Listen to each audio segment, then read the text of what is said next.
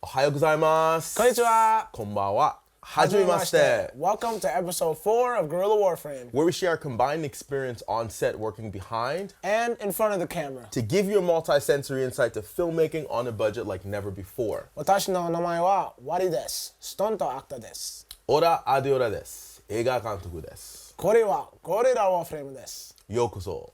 Hi dozo! Today we're going over a really special episode. This episode was actually the birth child of Guerrilla Warframe. It took place in Tokyo, Japan, where we came up with the idea for this YouTube series. Yeah. Okay. I'm good. Let's get into it. Let's get right into it.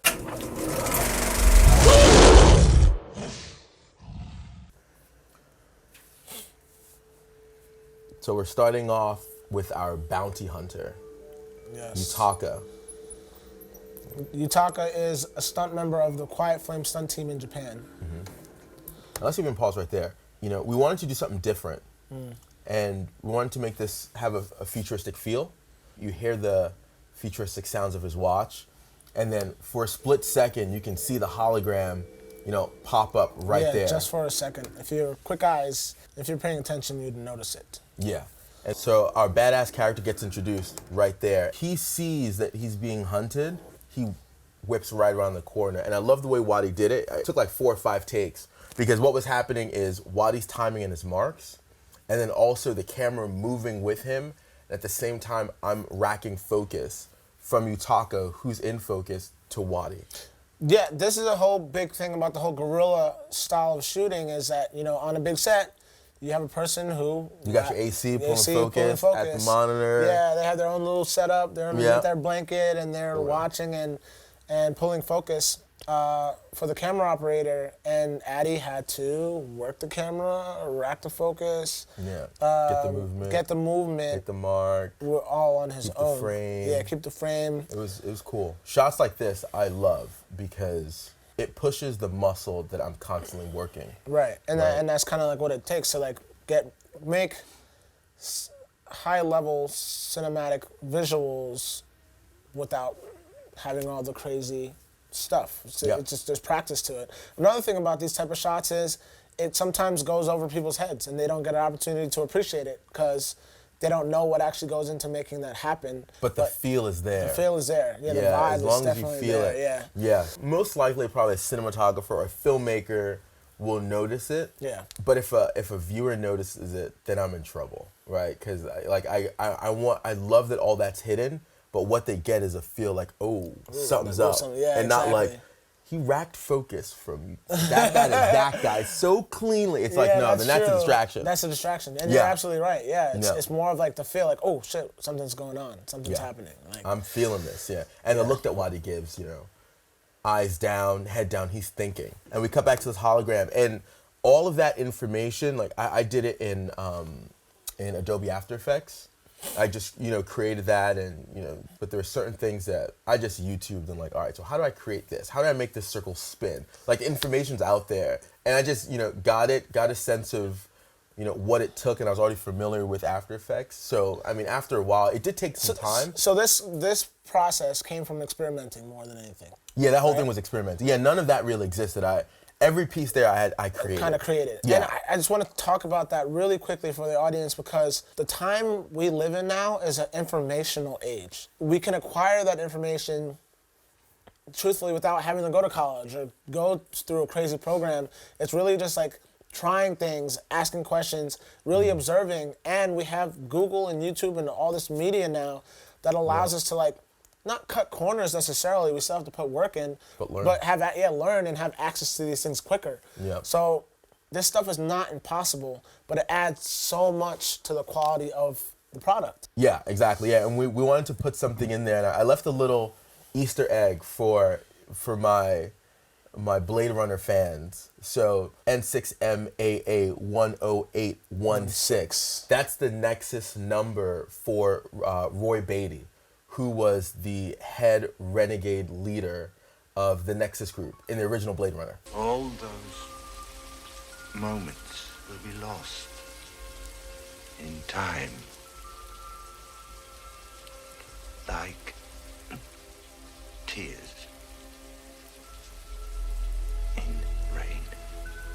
it was like a little Easter egg. Yeah. And then the next serial number that you see, NK680514, that was the Nexus model, serial number of the Nexus model in the next Blade Runner film, the insect farmer, the protein farmer. So all the information's there, and it just gives a little bit of insight to Whitey's character. Again, it's such a small detail. There's like a small, homage paid to the film community, and that's, the Blade Runner series is personally, and I know Addie it's a favorite. It's one of our favorite films. The original one. Yeah. Yeah, and it kind of spoke volumes in the context of creating a world, a whole new world out of nothing. Yeah. And that's kind of what this speaks to. And then there's the rest of the text is really cool, and I'm not even going to read what it says. I want to give you guys the opportunity to go back and take a look if you missed it. And it closes in a lot of the story that we're trying to tell in this short amount of time. So how the story plays out is that message should be listened to. Yeah. Yeah. But unfortunately, our bounty hunter misses it, because right as he's reading the message, you sneak up right on him. And break right through. And we want to do that, just break right through, right there. It's right into the action. And it's seamless. Yeah. Just so obviously there's a lot going on with the choreography. Addie came out to Japan with just his red. Oh yeah. So I shot this on the red Epic W, the helium sensor, and I only had one lens. Yeah, because I forgot what I took. I think I took China Air. Nothing against China Air, but man, I couldn't even bring a suitcase because the suitcase itself empty weighed more than what my carry-on is. So I could only fit 2 batteries that were like 2 red bricks that were being used over years and years and years, that on a full charge it only lasts like 40 minutes. Right? So there was a lot of running back and forth. Yes. And then I had one lens. This is a fun story. So everything you see here is shot on a 35mm lens. And that's it. That's only, that's what he had to work with. I personally feel like the style Addie chose to use and his flow with the movement of the camera was great, because it's very intimate and it's tight, but you still get to see the action. Then I love that little pop-up you do. And then right to the floor work is super cool. Had to add some breaking in there. And then that shot, that's a Wadi shot.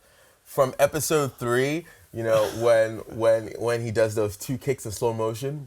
Yeah, I requested that. He requested, he was like, yo, Addie, like, can we just do like a close-up? And I was like, yeah, sure, what? The kick. As soon as he said it, I was like, got it, yep. Yeah. There's power in that. There's also that rhythm, pop, pop, pop, pop, and pop. Then honestly, this flows through real quick, and there wasn't as many breaths as we normally would take, or I would like to take, but we were also working under a huge time constraint. I was leaving in 2 days, and I was shooting that day, and then we were at the hostel saying like, yo, we gotta shoot something while we're out here. All right, what can it be, what can it be? We started to develop the story. While he was on his bunk bed, his little pod, I was in my pod, and we were like, all right, so what can it be, what can it be? Yeah, and then we thought of this idea with the bounty hunter, and it just started growing and growing and growing and growing, and now it's like, all right, so what do we do now? So Wiley said, all right, tomorrow, this was like in the middle of the day when we were both working. Yeah. I was like, all right, tomorrow, I have like an hour and a half to get choreography together. So I grabbed Yutaka. Yep. He was really awesome about coming out. Traveling in Japan is actually relatively easy, but things are really far apart. Yeah. But we made our way to a sports gym. Took an hour and a half to create the choreography, because that's all Yutaka had too. We were had a lot of other stuff we had to take care of. Press for time. And then the next day, we woke up at 9 o'clock. We both had to be on set at 12 noon. We didn't have a location. We were scouting. First shot was up like at 10 o'clock. And then we shot from 10 to 11:30. So for an hour and a half, we shot this. I didn't realize we did it that fast. Yeah, because we had to be at set at 12 and we were 30 minutes away. So that's when we all jumped in the cab. Jumped in the cab. Right. We're like, we gotta go. We couldn't take a train. So this whole process from conception, choreo creation, it's an hour and a half to shooting was 3 hours. Not even really, because every 30 minutes, my battery died. So I had to run to the hostel, which is 3 blocks away. I had to get my new battery, plug it in, come out, back, 30 minutes, shoot died. Jump right on it. And the battery was never charging completely. Yeah. So then I'd come back and I only had 15 minutes, yo, we gotta shoot. And then on top of that, the alleyway looks empty. It wasn't. It was packed. People kept coming in. And we had to keep stopping. We didn't have a permit. Doors, so every time someone came, we were like, dajibu. So go inside. Go in there. Yeah, go in there. And we had to wait. Mashide. And we had to wait for it because we wanted it to look deserted and empty till the last frame, right? Yeah. So then we really weren't even filming for an hour and a half straight. This is one of those things where it takes putting together a solid team.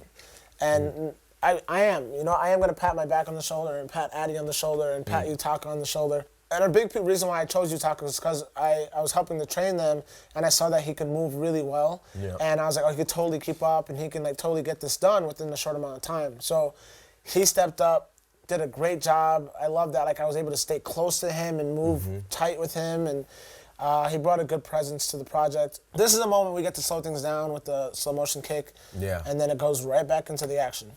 Wow.